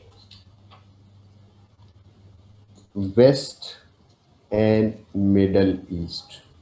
बेसिकली आप मिडल ईस्ट ही लिख लें, मिडल ईस्ट। अब मिडल ईस्ट का जो सवाल है ये बड़ा इंपॉर्टेंट है, और क्योंकि आप लोगों को पता होना चाहिए मिडल ईस्ट क्या बला है, इससे हमें ज़रा बहुत अच्छा क्लियर हो जाएगा एशिया। और ये हमारा लास्ट पोर्शन है, इस पर हमारा एशिया ख़त्म होता है। सवाल पहले ये है कि अगर मैं आपसे एक बात कहूँ कि मैं ये सारा मैप यहाँ से रिमूव करूँ और मैं इसको थोड़ा सा आपके लिए स्मॉल करूँ, तो मैं आपको ये बताना चाहूँगा कि ये पूरी दुनिया है ना। तो दुनिया आप लोग को क्या कहती है? एक सवाल अभी आपका खुद ही आपकी कन्फ्यूजन दिमाग में होगी और वो दूर हो जाएगी। आप कहोगे कि पाकिस्तान जो है, आप कहोगे कि ये जो इलाके हैं ये वेस्टर्न कंट्रीज हैं, ये इलाके आप कहोगे ईस्टर्न कंट्रीज हैं, राइट। अच्छा, अब ईस्टर्न का मतलब है कि आपने एक इस तरह से दुनिया में एक लाइन ड्रॉ की, सेंटर में लाइन ड्रॉ की, और इधर वाली सारी रियासतों को आपने ईस्टर्न कंट्रीज कह दिया, इधर वाली सारी रियासतों को आपने वेस्टर्न कंट्रीज कह दिया, राइट। अब अगर आप यहाँ ठहरे हैं, इस जगह ठहर के दुनिया को देख रहे हैं, या मेरे इस जगह पे ठहर के आप दुनिया को सेंटर से देख रहे हैं, तो इस मैप के मुताबिक ये जो पूरा इलाका है गोल, ये ईस्ट है। तो इसका मिडल ये नहीं बनता, ये यहाँ पर कहीं पर बिल्कुल सेंटर में यहाँ नहीं बनाने की कोशिश करूंगा, यहाँ बनाने की कोशिश करूंगा, क्योंकि यहाँ पे बहुत से लोग फॉल करते हैं। इस इलाके को, मेरे गोल दायरे पे मत जाओ, इस इलाके को मिडल ईस्ट कहते हैं। तो अगर मिडल ईस्ट का वर्ड आता है तो हम मिडल ईस्ट, इस ईस्ट के मिडल में जाते हैं। अच्छा, एक टर्मिनोलॉजी और इस्तेमाल होती है, उसको कहते हैं फार ईस्ट, यानी मशरिक के भी बाहर, फार ईस्ट।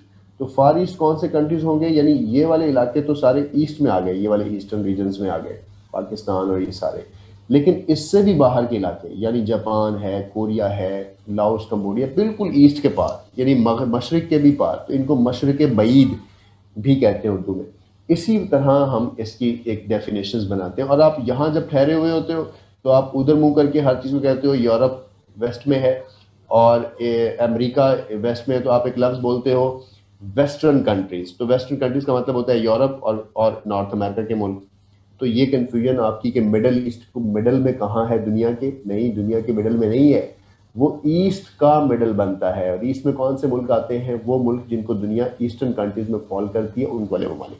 अच्छा, अब हमारा सवाल चीज़ों को और ज़्यादा अच्छे तरीके से समझने में मदद देगा। अगर हम इस मिडल ईस्ट में आए मिडल ईस्ट की कुछ डेफिनेशन को लिखवाना चाहता हूँ, वो ज़रा लिखें। पहली डेफिनेशन मिडल ईस्ट की ये है कि मिडल ईस्ट के अंदर एक लफ्ज़ ऐड करेंगे, मिडल ईस्ट के बारे में लिखें। मिडल ईस्ट के अंदर पहले लिखेंगे ए में आता है इसके अंदर दी लेवेंट। लेवेंट एक इलाका आता है लेवेंट। लेवेंट में कौन से ममालिक आते हैं?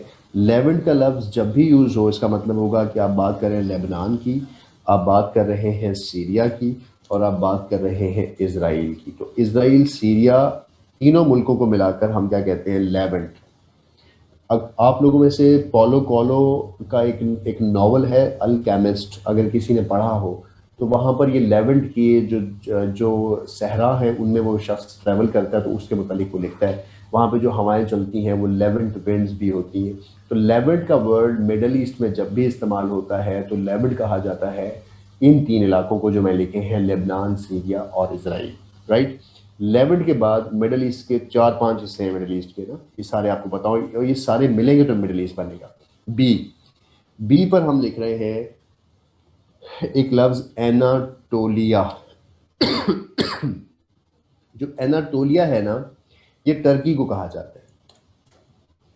तो टर्की का हिस्सा आपको दिखाना है मैंने। ये जो टर्की है ये देखें, अगर टर्की को मैं आपको दिखाऊं तो टर्की जो है बेसिकली पाकिस्तान से आप आए ईरान के बाद आप टर्की में यहाँ पर डायरेक्ट शामिल हो गए।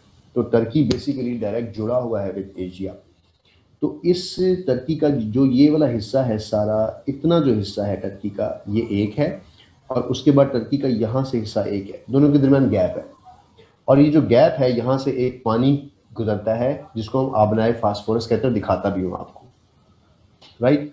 अच्छा, अब इस टर्की का ये हिस्सा है, इस हिस्से को कुछ कहते हैं, एशिया के साथ मुंसलिक करते हैं। इस हिस्से को एशिया माइनर कहते हैं,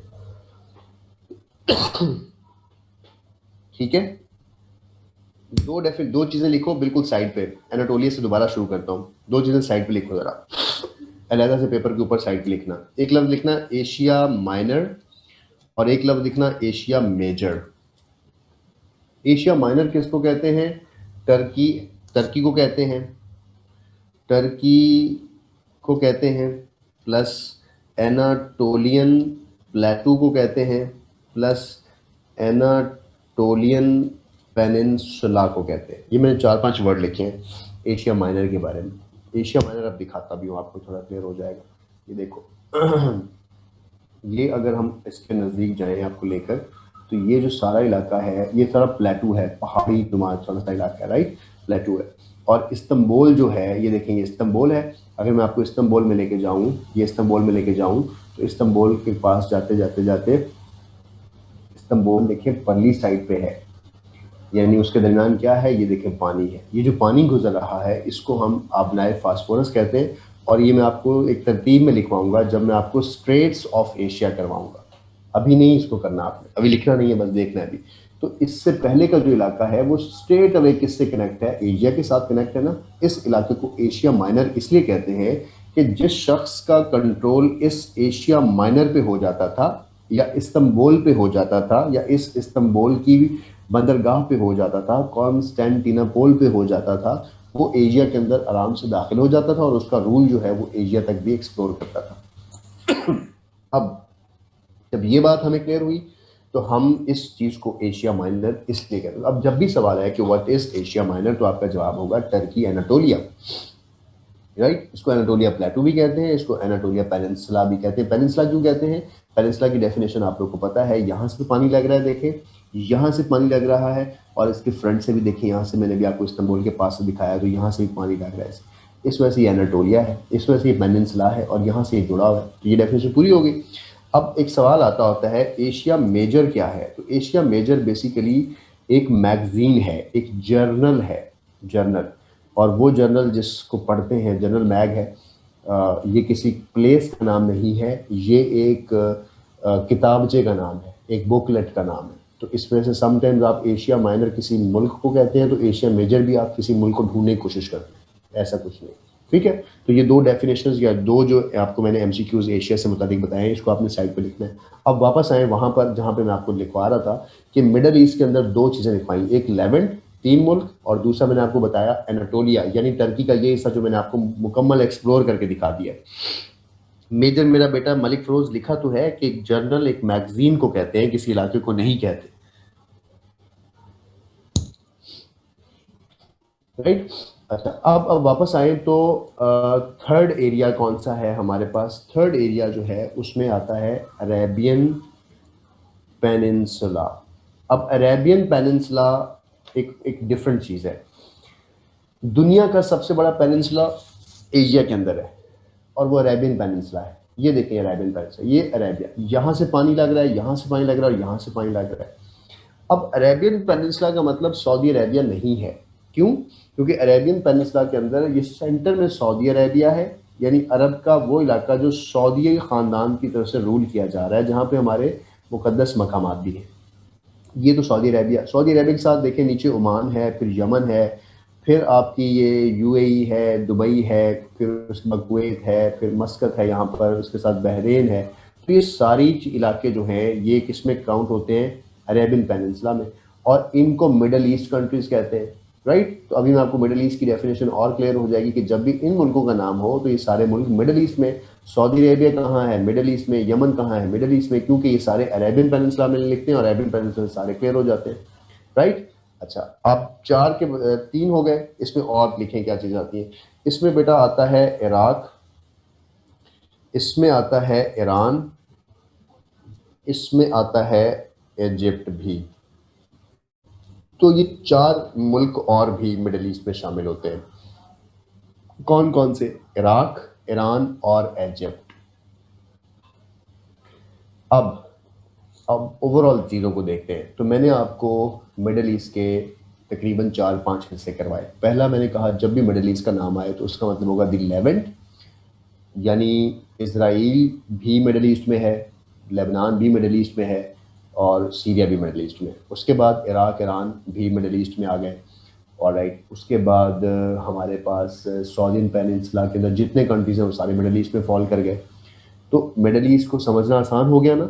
अब सवाल किस तरह से आएगा? सवाल आएगा कि ये कंट्री, कौन सा कंट्री मिडल ईस्ट में शामिल नहीं है। तो आपके पास ये जो मैंने सारी आपको अभी दिखाए हैं ये सारे आपके पास नोट होने चाहिए। यहाँ से आप इसको सॉल्व कर लोगे। सवाल आएगा कि कौन सा मुल्क लेवेंट में शामिल है। सवाल आएगा लेवेंट में कौन से कंट्रीज़ हैं। जैसे हमने लो लैंड पढ़ा था, मेन लैंड पढ़ा, इस तरह लेवेंट भी एक रीजन हमारे पास एक्सप्लोर हो गया, राइट। तो मिडल ईस्ट के ममालिक समटाइम्स हमें कंफ्यूज करते हैं कि ये कहाँ लाए करते हैं, ये हैं कहाँ, मैप में कहाँ हैं, ऊपर हैं, नीचे हैं, तो वहाँ से क्लियर हो जाए। हाँ जी, ब्रेक फॉर द प्रेयर्स। मैं वैसे असर की नमाज़ पढ़कर बैठा था आप लोग के साथ और ब्रेक ले लेते हैं। ब्रेक लेने से पहले छोटा सा एरिया करवा दूँ ताकि ब्रेक के बाद आके फिर हम दूसरे एरियाज़ को एक्सप्लोर करें। मेरा इरादा है कि मैं आज आपको एरिया ख़त्म करवा दूँगा। हाँ जी, मगरिब की नमाज़ बिल्कुल ठीक है। आई नो कि टाइम थोड़ा होता है। मैं जी 5:15 पे ब्रेक ले लूँगा और एक छोटा सा एरिया और करवा दूँ। ये 4 पार्ट्स हमने कर लिए कि कौन कौन से, ठीक है। रिवर्स थोड़े से इसके लेंथी हैं, बड़े हैं, कॉन्सेप्चुअल हैं, वो मैं भी आपको उसके बाद करवाऊँगा। हम एक और एरिया करते हैं और आसान एरिया कर लेते हैं, डेजर्ट्स कर लेते हैं। तीन डेजर्ट्स हैं। सऊदी अरेबिया को क्या करेंगे महबूब? महबूब सवाल क्या है आपका? सवाल पूरा लिखें। अच्छा जी, हेडिंग दें जल्दी से डेजर्ट्स, इसके बाद हम नमाज करेंगे। 3 डेजर्ट्स हैं जो ओवरऑल हम इसमें देखेंगे। पहला डेजर्ट है उसको कहते हैं गोबी डेजर्ट, ठीक है, जो आलू गोभी आप खाते हैं ना, गोबी डेजर्ट। अरेबियन पेनिनसुला में नहीं है। महबूब कह रहे हैं कि सऊदी अरेबिया अरेबियन पेनिनसुला में नहीं है। क्यों नहीं है? मैंने तो कहा कि है।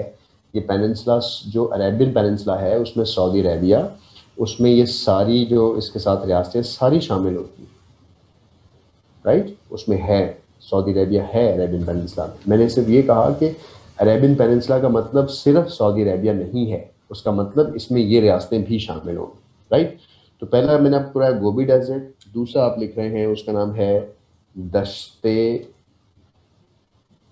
लूत, थर्ड लिख रहे हैं आप रब्बे अल खाली। ये 3 डेजर्ट्स, ठीक है। अब पहले गोबी डेजर्ट। गोबी डेजर्ट जो है वो इस जगह पे है, ये मंगोलिया और चाइना के नॉर्थ में, और तकरीबन सारा मंगोलिया जो है वो गोबी डेजर्ट की जद में है। और इसकी एक बड़ी वजह क्या है, हिमालय की ये माउंटेन्स जो यहाँ वाला पानी यहीं रोक लेती हैं, जो फिनोमिनन मैंने आपको बाकी जगहों पे भी दिखाया था डेजर्ट्स का। तो ये पानी यहाँ पे जब रुकता है, यानी ये जो हमारी हिमालयन माउंटेन्स हैं, ये देखिए कमान की सूरत में सा सा सा सा सा सा जा रही, ये यूं जा रही। होता क्या है कि समंदर की हवाएं जब ऊपर आती हैं तो वो यहाँ इन पहाड़ों पे टकरा जाती हैं और इन पहाड़ों के साथ ही बरसती हैं, और मानसून पाकिस्तान के अंदर या इंडिया और बांग्लादेश के अंदर बरसती है बस। तो ये जो पानी है वो इस खित्ते में नहीं पहुंच सकता, और ये खित्ता फिर सहरा में कन्वर्ट हो गया, और इस एरिया को हम क्या कहते हैं, गोबी डेजर्ट कहते हैं। गोबी डेजर्ट से मुतालिक इन्फॉर्मेशन में क्या लिखना है आपने कि ये मंगोलिया में है मोस्टली, और चाइना के साथ भी है। और गोबी डेजर्ट जो है is the largest desert of Asia, ये एशिया का सबसे बड़ा डेजर्ट है गोबी डेजर्ट, और दुनिया का ये 5th लार्जेस्ट है। और गोबी डेजर्ट जो है वो एक चीज़ और समझ लें, डेजर्ट का वर्ड जब भी कहीं इस्तेमाल होता है और हम पढ़ते हैं तो डेजर्ट का मतलब है जहाँ लाइफ ना हो, राइट। तो गर्म सर्द होते हैं, कुछ ठंडे डेजर्ट्स होते हैं, कुछ सर्द होते हैं। तो मुझे एक बात बताएं कि जैसे जैसे हम नॉर्थ की तरफ मूव करते हैं, अगर किसी भी जगह पे अगर मैं कहूँ यहाँ से इक्वेटर है और यहाँ से हम ऊपर मूव करते हैं तो ठंड बढ़ेगी ना। तो मंगोलिया तो ऊपर ठंडे इलाकों में चला गया ना यूरोप के साथ, यानी गोबी डेजर्ट तो ठंडा हो गया ना, तो this is the cold desert. तो सवाल आएगा ये कोल्ड डेजर्ट है या नहीं, तो this is cold desert. Clear. अच्छा, अब हम करते हैं दश्ते लूत। दश्ते लूत जो है वो ईरान के अंदर है, ईरान की सरजमीन वाली साइड पे जो आपको नज़र आ रहा है, दिस दश्त इज़ कॉल्ड दश्ते लूत। अब दश्ते लूत के बारे में सिर्फ यही बात, ये सेकंड मैंने ऊपर लिखा हुआ है। दश्ते लूत के बाद हमारे पास थर्ड है रब्बुल खाली, अरेबिक लफ्ज़ लग रहा है ना, रब अल खाली, खाली ज़मीन बड़ी जगह, राइट।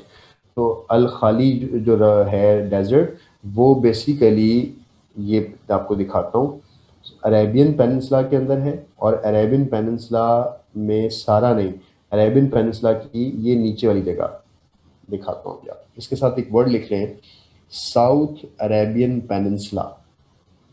साउथ अरेबियन यानी अरेबियन पेनिनसुला जो जगह है इसका साउथ का जो इलाका है वो रब्बुल खाली में फॉल करता है। तो अरेबियन पेनिनसुला के अंदर ये जो सदर्न पार्ट है, दिस पार्ट इज कम इन रब्बुल खाली। तो ये 3 डेजर्ट्स हो गए। अच्छा, अब 3 डेजर्ट्स एशिया के कंप्लीट हो गए, एशिया में यही डेजर्ट्स हैं, लेकिन पाकिस्तान के डेजर्ट्स भी हम इसी के साथ ही पढ़ लेते होते हैं क्योंकि हम पाकिस्तान सेंट्रिक होते हैं। ये अगर मैं पाकिस्तान का नक्शा आपको दिखाऊं तो ये पाकिस्तान को थोड़ा सा बड़ा करूं तो पाकिस्तान के पुत्र इस जगह पे एक डेजर्ट है, ये वाला इलाका,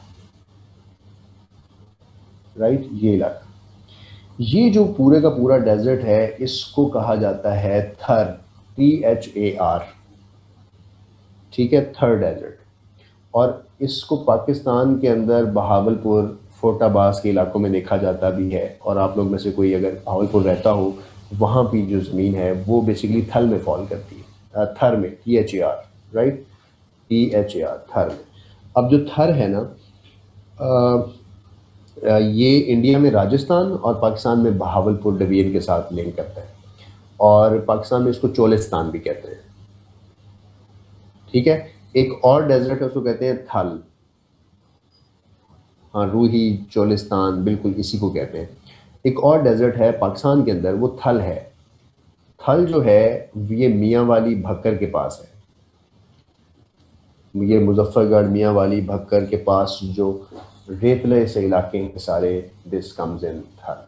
तो ये छोटा सा डेजर्ट। अब इस तरह बहुत छोटे छोटे किसी मुल्कों के डेजर्ट्स अगर हैं, कुछ ऐसे इलाके हैं तो वो फॉल नहीं करते। जो मैंने आपको बताया वो कॉन्टिनेंटल हैं, वो मेजर हैं, तो वो आप लोगों ने अभी देखे, राइट।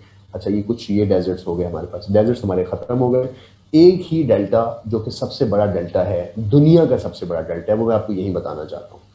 ये जो इंडिया है, इंडिया का पानी सारा इकट्ठा होकर इस जगह पे देखें एक बड़ा सारा माउथ बना रहा है इस जगह पे। यहाँ से पानी आ रहा है, यहाँ से पानी आ रहा है, यहाँ से पानी आ रहा है, यहाँ से पानी आ रहा है, ये देखिए एक बहुत बड़ा माउथ बन रहा है।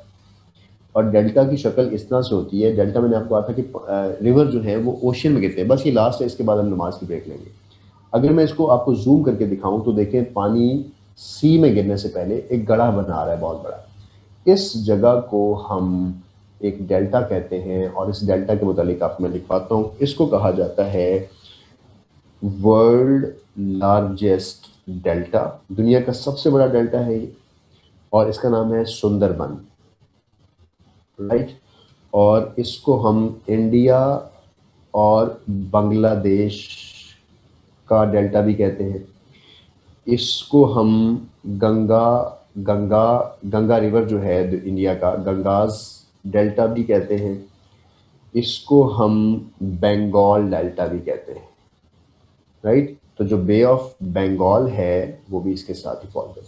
तो मैंने कितने सारी वर्ड लिखवाए हैं। इसको हम सुंदरबन डेल्टा भी कहते हैं, इसको हम गंगा डेल्टा भी कहते हैं, इसको हम बंगाल डेल्टा भी कहते हैं, और बे ऑफ बंगाल भी यहाँ पे। तो अगर ये सवाल आए कि which one is the largest delta of the world, तो वो डेल्टा एशिया के अंदर ही है। और वो कौन सा डेल्टा है? ये डेल्टा है जहाँ पर इंडिया के दरिया और भारत के दरिया आकर वहाँ पर आते हैं, और ये बांग्लादेश और इंडिया के दरमियान किसी जगह पे आके बनता है, और इसको हम सुंदरबन डेल्टा भी कहते हैं, और this is world largest. Clear? अब जब हम नमाज के बाद वापस आते हैं तो 5:17 हो रहे हैं, तो हम कोशिश करते हैं कि 5:30 पे ज्वाइन करो मुझे, और 5:30 पे हम दो चीज़ें फौरी तौर पे करेंगे। एक हम करेंगे रिवर्स ऑफ एशिया, और एक हम करेंगे लेक्स। लेक्स और रिवर्स के बाद हमारे पास होंगी स्ट्रेट्स, स्टेट्स व पेनिनसुला।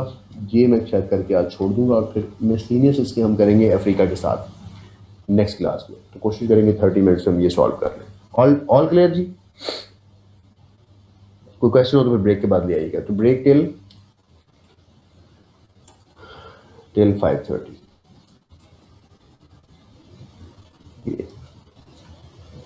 चले जी, गुड हो गया।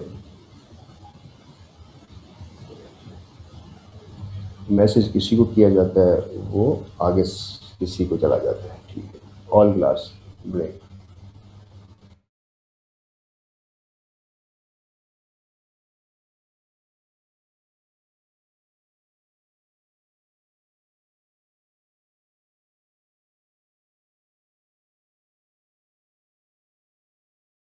ये येलो इसलिए है कि आप लोग कभी सहराओं में सस्सी जब थल के अंदर रुल रही थी, तो थल की हवाएं जब चलती थी किसी रेत के ऊपर, तो उसके साथ जो मट्टी है वो उसके मुंह पर आकर गिरती थी, राइट।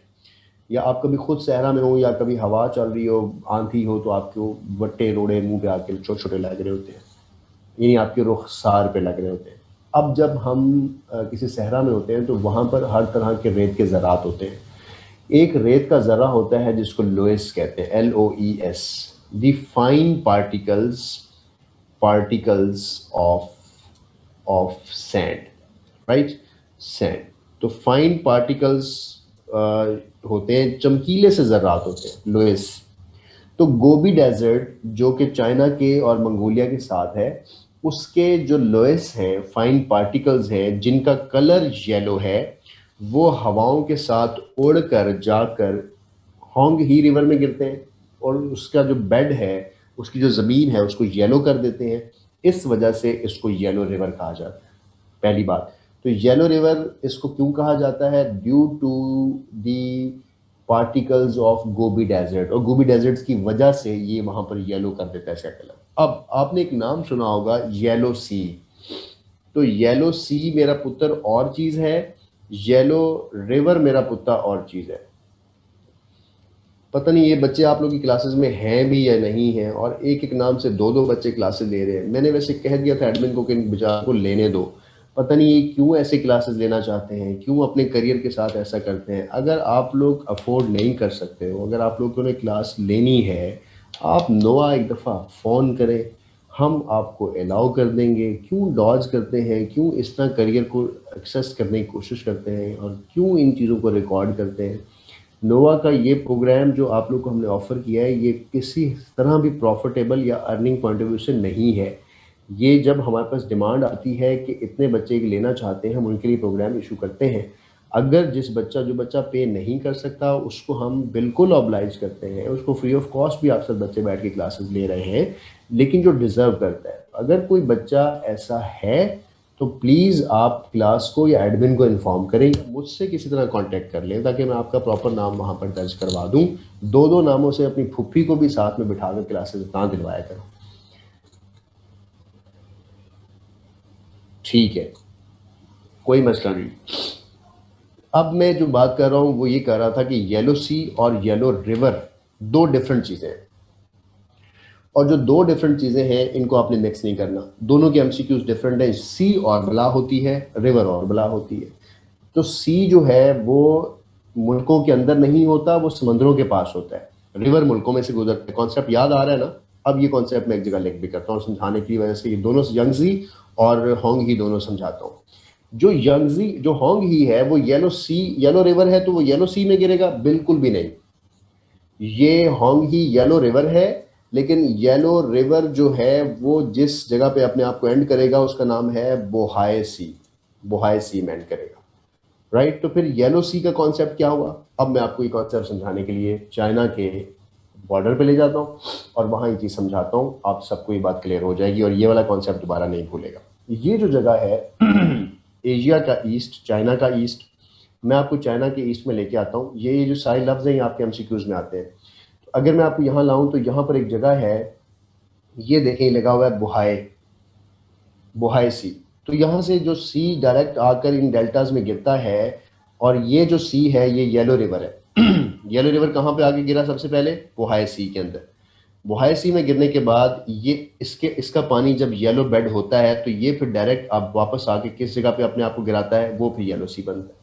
तो डायरेक्ट येलो सी में नहीं आता। हाँ, येलो सी जो है वो इसी के पानी की वजह से तो बन जाता है, बाद में येलो येलो नजर आता है, लेकिन actually yellow river directly yellow sea में नहीं आता, वो बोहाई सी में जाता है। वो इसी वजह से तो आपसे ये एमसीक्यूज पूछता है, इस वजह से आपको इस एमसीक्यूज का पता भी होना चाहिए। ठीक है, अब वापस चलते हैं, एक और कॉन्सेप्ट समझते हैं। तो आपके दो सी याद हुए, आपको चाइना के नॉर्थ में है ये दोनों सी। एक हुआ आपको बोहाई सी का लफ्ज याद, और एक नाम आपको याद हुआ बोहाई सी, और एक नाम आपको याद हुआ येलो सी का, कि यहाँ बोहाई सी है, यहाँ येलो सी है। मुझे बताएं, ये जगह जो है ये ईस्ट चाइना है ना? ये चाइना का ईस्ट बनता है ना? और ये चाइना का ईस्ट है, तो इसके जो नीचे जगह है ये आपकी क्या बनती है? South east China.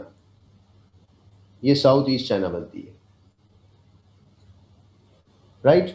तो अब जब आप, ये चार हिस्से हो गए चाइना के। एक ये इसका नॉर्थ पार्ट जिसमें बोहाई और येलो है, एक इसका ये, इस पूरे इलाके को कहते ही ईस्ट चाइना सी है, राइट? और इसको कहते हैं साउथ ईस्ट चाइना सी, क्योंकि चाइना के साउथ में है ये, राइट? तो अब ये तीन नाम आ रहे होंगे बार बार। जब भी साउथ ईस्ट चाइना सी की बात की जाए तो आपके दिमाग में आएगा कि ये सदर्न पार्ट वाला है इसलिए। जब बिल्कुल ईस्ट में बात करेंगे तो आपने डायरेक्ट यहाँ आ जाना है। तो याद करो वो बातें जो मैंने अभी थोड़ी देर पहले आपसे लिए थे। मैंने कहा था कि जो यंगजी है, जो दुनिया का, जो एशिया का सबसे बड़ा रिवर है, वो किस जगह आके अपने आप को गिराता है? वो आके अपने आप को ईस्ट चाइना सी में गिराता है। किसके पास आके गिराता है? शंघाई में पास में आके गिराता है। क्लियर हो गया? और जो जो होंगी है या येलो है, वो येलो सी में नहीं आता, वो बोहाई में आता है, और उसके ऊपर जो है वो येलो सी है। अब मैं आपको एक और बात बताना चाहता हूँ कि ईस्ट चाइना सी का तो ये चाइना का इलाका है, लेकिन जो जो जो साउथ चाइना सी है ना, ये वो इलाका है जिसके ऊपर मुख्तलिफ मुल्क अपना क्लेम करते हैं। जापान कहता है मेरा भी ताल्लुक इससे है, राइट? उसके बाद फिलीपींस नीचे से आ जाता है, वो कहता है मेरा भी ताल्लुक इस पे है। तो जो साउथ ईस्ट चाइना सी है, साउथ ईस्ट चाइना सी है, ये डिस्प्यूटेड सी भी है। यहाँ पर बाकी तमाम मुल्क कहते हैं कि ये हमारा रकबा है, यहाँ पे हम फिशिंग करेंगे, अपने लेके आएंगे। तो ये इलाका मोस्टली साउथ चाइना सी वाला इलाका जो है ये थोड़ा सा डिस्प्यूटेड है। बाकी ये जो पूरा क्लेम्ड इलाका है इसका अपना है। अब जो येलो सी है, ये आधा जापान कोरिया क्लेम करता है और कुछ ऐसे क्लेम करता है। तो इस वजह से आपने समटाइम ये वर्ड पढ़ेंगे कि येलो सी की जो इश्यूज हैं वो इन दो मुल्कों के दरमियान चल रहे हैं और साउथ ईस्ट के इसके दरमियान चल रहे हैं। तो मैंने नक्शे पे कुछ चीज़ें क्लियर करने की कोशिश की है कि आप इन कॉन्सेप्ट्स को मिक्स ना करें। शंघाई का वर्ड कहाँ पे है? शंघाई बिल्कुल ईस्ट ऑफ चाइना में है, वहाँ पर ईस्ट चाइना सी है। ऊपर नॉर्थ के एरियाज हैं जहाँ से येलो है, और फिर ऊपर दोहाए है, और नीचे साउथ ईस्ट चाइना सी है। तो होपफुली ये वाला आपको एमसीक्यूज क्लियर भी हो जाएगा, और सी और रिवर के जो डिफरेंसेस मैंने आपको पहले दिन बताए थे वहाँ भी क्लियर हो जाएगा। अच्छा, जब हम अब इसके साथ ही हम ये वर्ड, हमारा ये वाली बात भी तैयार हो जाती है कि जब हम रिवर्स पढ़ रहे होते हैं तो सीज कहाँ है। ईस्ट चाइना सी है, फिर साउथ चाइना सी है, फिर येलो सी है, तो हमने 3 सीज भी देख लिए। इसी तरह फिलीपींस जो है the largest C of the world है, जो फिलीपीन सी है, और फिलीपाइंस के नज़दीक है। ये दुनिया का सबसे बड़ा सी फिलीपाइन सी को कहा जाता है। अब ये जो फिलिपाइन सी है, इस सी के अंदर इस सी को हम मतलब उसके नाम से पता चल गया कि ये फिलिपाइंस के पास है। इसी तरह आप लोगों ने यहाँ पर पढ़ा है आपका जो कैस्पियन सी है। अब ये कैस्पियन सी तो है, लेकिन ये लेक की मानिंद भी है, तो सम टाइम इसको समंदर के तौर पे भी देखा जाता है, क्योंकि दूसरे मुल्कों के लिए समंदर के तौर पे काम कर रहा होता है। और जब हम इसको ओवरऑल मैप से देखते हैं तो हमें लेक भी नज़र आ रहा होता है। इसी तरह कुछ लेक्स के इलाके भी हैं हमारे एशिया के अंदर। तो सीज जो हैं वो बहुत सारे हैं, छोटे मोटे हैं, उनके नाम जब आएँ तो आपने रिवर के साथ ही सी के साथ उसको ऐड कर लेना है। तो मैं आपको एक हेडिंग लिखवा रहा हूँ, लेक्स ऑफ एशिया। तो एशिया की लेक्स देखते हैं कौन कौन सी हैं। एशिया की लेक्स बड़ी आसान है, और आप लोग को देखिएगा। एशिया की लेक्स में सबसे पहले आपके पास है लेक बेकल, बहुत दफ़ा पूछा जाने वाला एमसीक्यूज। लेक बेकल दुनिया की सबसे बड़ी लेक है, और ये कहाँ पे है? ये एशिया के अंदर है। अब अगर देखें तो ये जो जगह है एशिया, ये पूरा एशिया हमारे सामने, और क्योंकि कैस्पियन को सी का भी दर्जा हासिल है, और ये लेक के उन कवानीन पे पूरा नहीं उतरता जिन पे लेक होती है, लेकिन ये जो मेरा कर्सर है इस पूरे एरिया में ये बड़ी सारी जगह नज़र आ रही है। तो ये एशिया जो है वो लेक बेकल है। लेक बेकल से मुतालिक क्या क्या एमसीक्यूज है? लेक बेकल यहाँ से चलती है और यहाँ तक आती है। Fresh water, the world largest fresh water lake is lake बेकल। अब जो लेक बेकल है इससे मुतालिक क्या क्या एमसीक्यूज आते हैं? इन तमाम पहाड़ों से इसका पानी फ्रेश वाटर के तौर पे नीचे आता है, और उसके बाद ये पानी आगे भी सैराब होता है और आगे जाता है, तो इसलिए ये फ्रेश ही रहता है, और पानी इसमें से आता जाता रहता है। डेप्थ भी इसकी बहुत ज़्यादा है और इसकी लेंथ भी बहुत ज़्यादा है। कम अज़ कम आपका लाहौर से लेकर मुल्तान तक का इलाका ही कवर कर रही है। इतने बड़े इलाके पे ये लेक है, इस वजह से दुनिया की वर्ल्ड लार्जेस्ट है। क्या क्या एमसीक्यूज आते हैं? ये फ्रेश वाटर है, बाय वॉल्यूम दुनिया की लार्जेस्ट लेक है, ये डीपेस्ट लेक भी है दुनिया की। दो चीज़ें, इसकी जो लेंथ है वो है 636 किलोमीटर, और ये है किस जगह पे? ये रशिया के अंदर है, पहली बात। ये रशिया का एक बहुत ठंडा इलाका है साइबेरिया, उसमें है। ये साउथ और ईस्ट रशिया के अंदर है, और ये मैं नहीं कह रहा, आप अगर इसका खुद भी देखें तो ये आपको ये रशिया के साउथ में नज़र आ रही है, राइट। ये रशिया का साउथ है और ये रशिया का इस ईस्टर्न पार्ट है, तो साउथ ईस्ट में ये फॉल करती है, ये देखें, ठीक हुआ। अच्छा, अब अगली लेक देखें, लेक बाल्कश। मैंने कहा था खश बख लख यख ऐसे जो भी नाम इस्तेमाल होंगे वो central Asian Republican states, Afghanistan और इन इलाकों के नाम होते हैं। तो लेक बाल्कश दूर से नज़र आएगी, और ये आपकी दूसरी बड़ी लेक ऑफ एशिया है। लेक बाल्कश, ये लेक बाल्कश, ये लेक बाल्कश, ठीक है। लेक बाल्कश कहाँ है? लेक बाल्कश साउथ ऑफ काज़ाख्स्तान में। अस्सलाम वालेकुम, देखिए आप खैरियत से? बिल्कुल ठीक ठाक। बस 6 बजे तक है ये क्लास, बस 2-3 मिनट तक बात करता हूँ। अच्छा चलें, ठीक है। काज़ाख्स्तान के साउथ में है ये, और उसके बाद जल्दी जल्दी करते हैं। कैस्पियन को भी हम समटाइम्स लेक में कंसिडर करते हैं। 3-4 लेक्स और हैं यार। ऊपर देखिएगा एसी चल रहा हो, इंटरवल रूम में चेक करवा लें ज़रा एक दफ़ा। ऑलराइट, उसके बाद हमारे पास है जी lake Taymyr, TAYMYR, lake Taymyr. उसके बाद लेक टेमर भी रशिया के अंदर है, राइट। उसके बाद एक और लेक है हमारे पास, लेक आइजक कुल लेक। आइजक कुल लेक जो है ये किर्गिस्तान के अंदर है, किर्गिस्तान के अंदर, राइट। उसके बाद है लेक उर्मिया। एमसीक्यूज इस पे आया हुआ था कि ये कहाँ है, तो लेक उर्मिया जो है वो ईरान में है, राइट। उसके बाद है एक लेक किंगगाई, तो आप चिंगची रक्षे देखते हैं ना, वो किंगची लिखा होता है, तो हम किसको चिंगची पढ़ते हैं क्योंकि चाइना ची को क्यू से लिखता है। तो किंगाई कहाँ होगी, किंगाई लेक, शिंगाई लेक कहाँ होगी, चाइना के अंदर। उसके बाद है लेक खान का, खान का लफ्ज निकला ही रशिया के इलाकों से है। लेक खान का, लेक खान का इसलिए इंपॉर्टेंट है कि ये रशिया और चाइना के बॉर्डर पे, चाइना बॉर्डर पे, ठीक हुआ। तो these are few lakes in Asia जिसको भी हमने एनलिस्ट कर लिया। तो अगर आप अपने नोट्स पे नज़र दौड़ाएं तो आपके नोट्स में इनके डेजर्ट्स अलहदा आपने लिखे, रिवर्स आपने अलहदा लिखे, लेक्स आपने अलहदा लिखी, पेनिनसुलाज आपने अलहदा लिखे, मिडल ईस्ट को आपने पूरा एक्सप्लोर किया कौन कहाँ पे है। और अब रह गई स्ट्रेट्स। तो अगले जब हम क्लास में आएंगे तो मुझे जो आपके सीआर हैं वो मुझे बता देंगे कि हमने कौन कौन से एरियाज़ करने हैं। तो मैं सीआर साहब आपके लिए लिख दूं ताकि मुझे आपने रिमाइंड करवाना है कि हमारा ये एशिया के एरियाज़ रह गए ताकि हम उसको स्टार्ट करें। पहला तो हम स्ट्रेट ऑफ एशिया लिखेंगे कि एशिया में कहाँ कहाँ कौन कौन से स्ट्रेट हैं, एक ये इलाका। उसके बाद आपने मुझे बताना है बेज ऑफ एशिया करनी है, अभी एशिया में कहाँ कहाँ कौन सी बे है। उसके बाद हमने इसके मिसलिनियस करने हैं, राइट। और मिसलिनियस के अलावा जी बस ये 3 एरियाज़ हमारे एशिया के रहते हैं।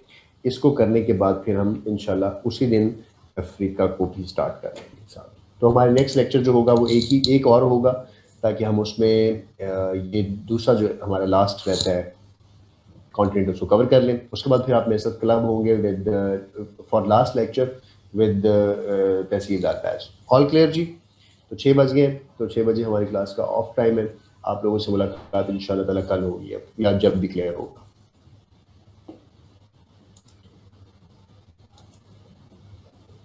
चलिए जी, बहुत शुक्रिया, खुश रहें, आबाद रहें, अपना ख्याल रखें।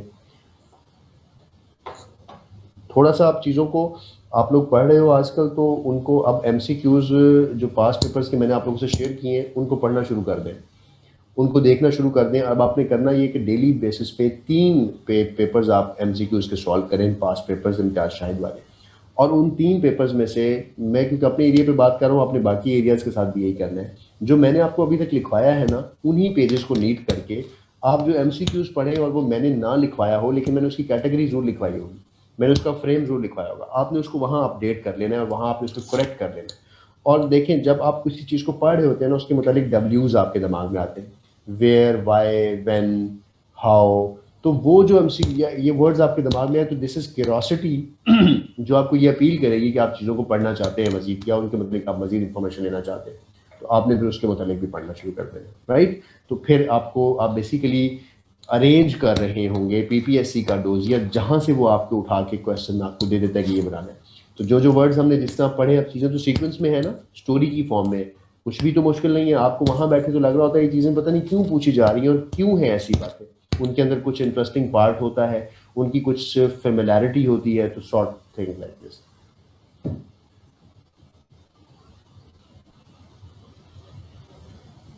ठीक है जी। तैयब कह रहे हैं कि CR से कहें कि पेपर ग्रुप में भेज दें, तो आप ये CR को ग्रुप में कह दें जाके, तो आप लोग को अभी मैंने से पेपर्स तो उसको कोई नहीं भेजा। एक पाकिस्तान अफेयर्स का मैंने कहा था कि पाकिस्तान के ऊपर छोटा सा डॉक्यूमेंट है वो आपसे शेयर कर लूँगा, वो मैं भी शेयर करवा देता हूँ। ठीक है जी, अपना ख्याल रखें। आई एम गोइंग, अल्लाह हाफिज़।